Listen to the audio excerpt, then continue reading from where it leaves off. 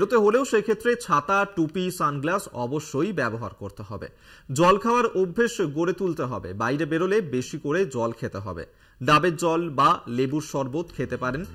আম, তরমুজ, লিচুর মতন রসালো ফলও খেতে পারেন। এবং যেভাবে গরম বাড়ছে সেই ক্ষেত্রে ডিহাইড্রেট হওয়ার সম্ভাবনা থাকে, সেই ক্ষেত্রে সবসময় যাতে এই হাইড্রেশন বজায় থাকে সেক্ষেত্রে আম, তরমুজ, লিচুর মতন কিছু রসালো ফল খাওয়া উচিত। বারবার জল খাওয়া উচিত এবং সকাল 11টা থেকে বিকেল 4টে পর্যন্ত বাড়ির বাইরে যাতে না বেরোন মানুষজন, তেমনটাই কিন্তু বলা হচ্ছে এই প্রচন্ড দাবদাহে। সেক্ষেত্রে যদিও প্রয়োজনে বেরোতে হয় তাহলে ছাতা, টুপি, সানগ্লাস অবশ্যই ব্যবহার করা উচিত আর বারবার জল খাওয়া উচিত।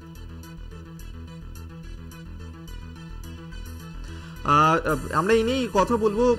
বিশিষ্ট চিকিৎসক অরিন্দম বিশ্বাস এই মুহূর্তে আমাদের সঙ্গে টেলিফোনে রয়েছেন। অরিন্দম বাবু, যে বিষয়টা জানতে চাইবো যে প্রত্যেক দিনই আমরা দেখছি যে তাপমাত্রার পারত্ব ক্রমশই ঊর্ধ্বমুখী হচ্ছে, কিন্তু কাজের ক্ষেত্রে সকলকেই কম বেশি বাইরে বেরোতে হয়। এই যে গরমে নাজেহাল অবস্থা, কি করা উচিত মানুষজনের? তাপমাত্রা আরো বাড়বে, এই বাস্তবটা নিয়েই আমাদের বাঁচতে হবে, আমাদের রাস্তায় বেরোতে হবে।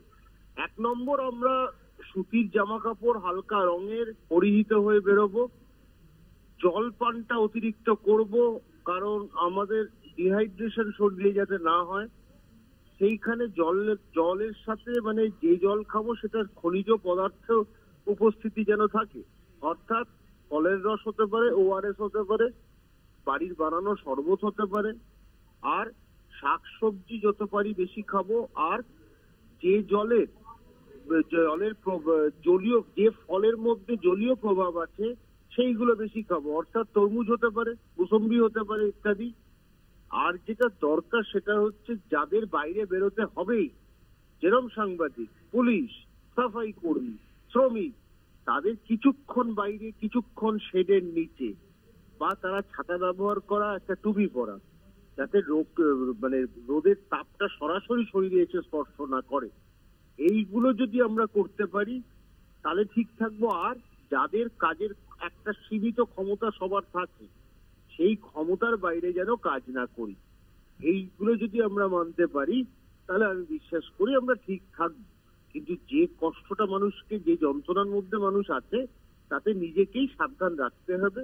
অতিরিক্ত জলপানই কিন্তু আমাদের শরীরটাকে ঠিক রাখবে। অরিন্দম বাবু, আরো একটা বিষয় জানতে চাইবো। এটা তো গেল বড়দের বিষয়, কিন্তু ছোটরা যারা রয়েছে, যারা শিশুরা রয়েছে, তাদেরও তো এই গরমে অনেকটাই নাজেহাল হতে হচ্ছে। সেক্ষেত্রে শিশুদের জন্য বিশেষ কি সতর্কতা এই মুহূর্তে নেওয়া উচিত? দেখুন, আমার মনে হয় সরকারের একটা সিদ্ধান্ত নেওয়া উচিত খুব শীঘ্রই ছুটিটা দেওয়ার। কারণ যে গরম পড়ছে, শিশুদেরকে আপনি আটকাতে পারবেন না। তবুও অভিভাবকদের দায়িত্ব 12টা থেকে 4টের মধ্যে যেখানে স্কুলটা হচ্ছে সেখানে যেন প্লেগ্রাউন্ড, খেলার জায়গায় ক্লাস থেকে না বেরিয়ে যায়।